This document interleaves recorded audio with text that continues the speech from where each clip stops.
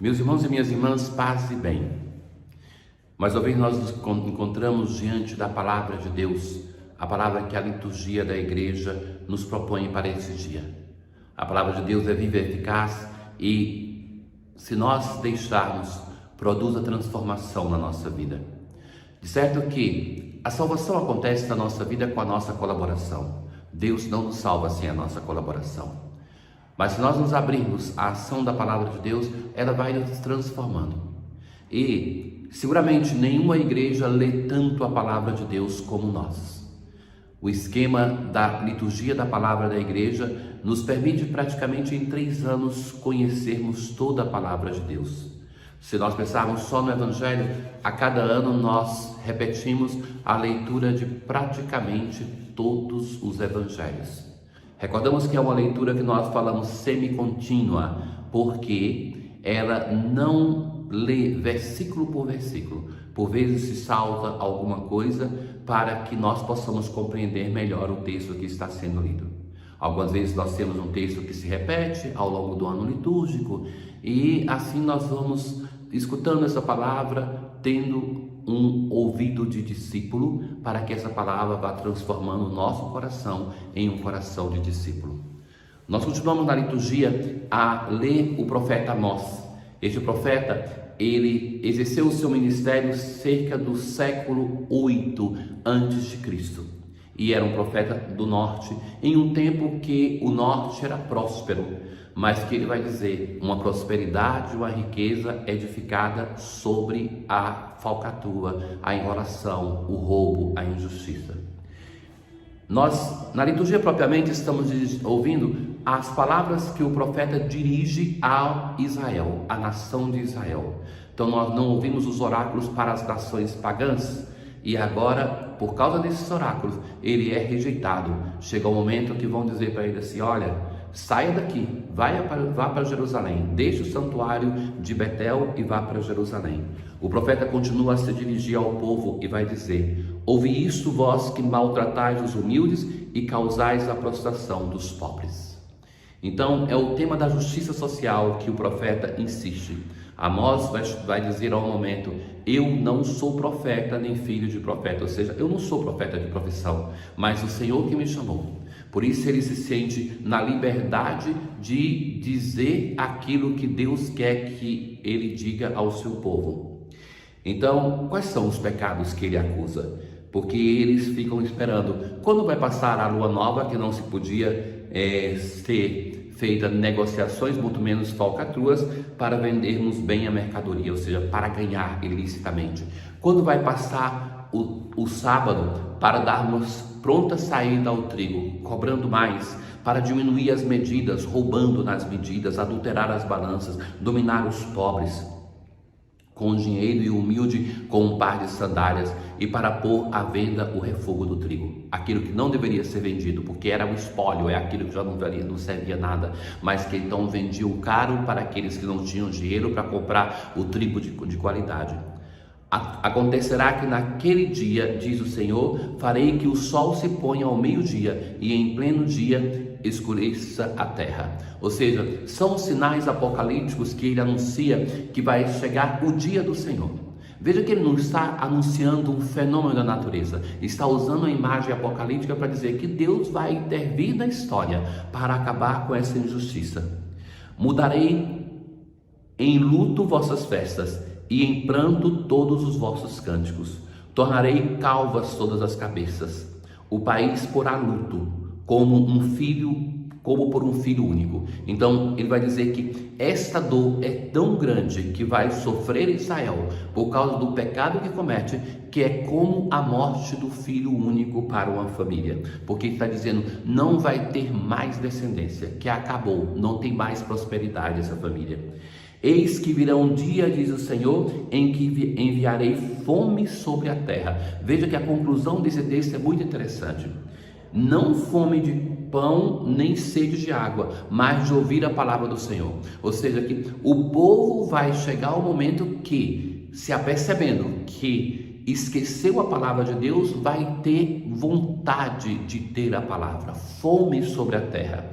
Os homens vaguearão de um mar a outro mar, circulando do norte para o oeste, em busca da palavra do Senhor, mas não a encontrarão. Ou seja, aquele povo que não obedeceu a palavra de Deus quando a tinha, depois vai buscá-la e não vai mais encontrá-la, porque ela já foi esquecida. No salmo de hoje, o salmo 118, é um salmo que fala do valor da palavra de Deus, daquela que vai ser buscada, como anuncia o profeta Amós.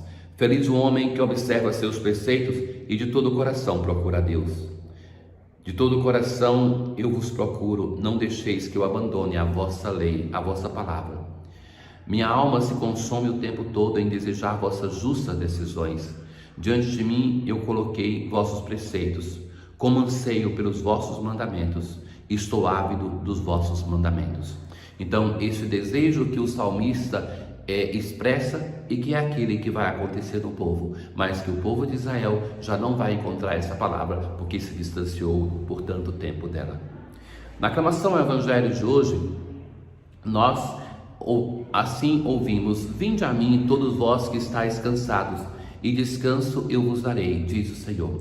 Esse é o segundo discurso que Mateus coloca entre os diversos milagres, entre os 10 milagres que são narrados.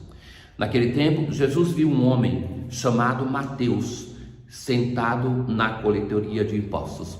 Veja que essa vocação é narrada também por Marcos e por Lucas.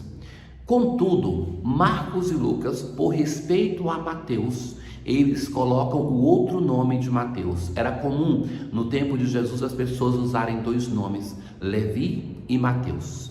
Então Mateus, já sendo o apóstolo e evangelista, importante para a igreja mãe de Jerusalém, então Marcos e Lucas não vão usar o nome Mateus, mas vão usar o nome Levi. O próprio Mateus revela que é ele, que nós sabemos que aquele Levi é Mateus por causa do mesmo episódio. Então este Mateus está ali cobrando impostos. Ele é odiado porque além de cobrar como queria, então, que assim eram os cobradores de impostos, não é peculiaridade de Mateus, eles eram considerados, e assim era verdade, trabalhadores para o invasor romano. Então, por esse motivo, são duplamente odiados. Então, Jesus se volta para este homem e diz simplesmente: segue-me. Ele se levantou e seguiu Jesus. Então, veja, por um lado, a máxima disponibilidade de Jesus e também desse cobrador de impostos. Jesus não faz perguntas, não coloca exigências, diz para ele simplesmente: segue-me. É a gratuidade da vocação. Assim é o nosso Deus. É ele que faz o primeiro gesto, e essa transformação ela vai acontecendo como resposta.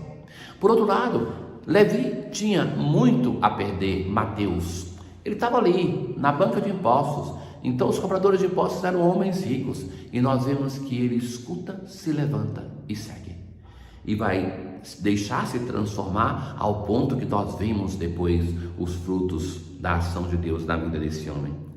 Enquanto Jesus estava à mesa em casa de Mateus, vieram muitos cobradores de impostos e pecadores. Ou seja, Jesus está à mesa com eles, na mesma casa, compartilhando. Alguns fariseus então começaram a dizer aos discípulos: por que vosso mestre come com os pecadores e cobradores de impostos? Essa mesma pergunta nós encontramos, por exemplo, no Evangelho de Lucas, no capítulo 15, Jesus responde com as parábolas. Então, um judeu não entrava em casa de cobrador de impostos, sobretudo com tantos, para estar ali. Um mestre de Israel muito menos ia fazer isso. Então, Jesus está ali, na casa de Mateus, curiosamente, permitindo a Mateus fazer festa e despedir-se da sua família. E Jesus vai dizer: aqueles que têm saúde não precisam de médico, mas sim os doentes. Aprendei, pois, o que significa: quero a misericórdia e não o sacrifício. De fato, eu não vim para chamar os justos, mas os pecadores. Então é a misericórdia que Jesus demonstra para com Mateus, e não uma exigência de sacrifício. Hoje, na oração da coleta, nós assim rezamos: Ó Deus, que nos assegurais os frutos dos vossos sacramentos, concedei que o povo reunido para vos servir corresponda à santidade dos vossos dons. Tenham todos um bom dia.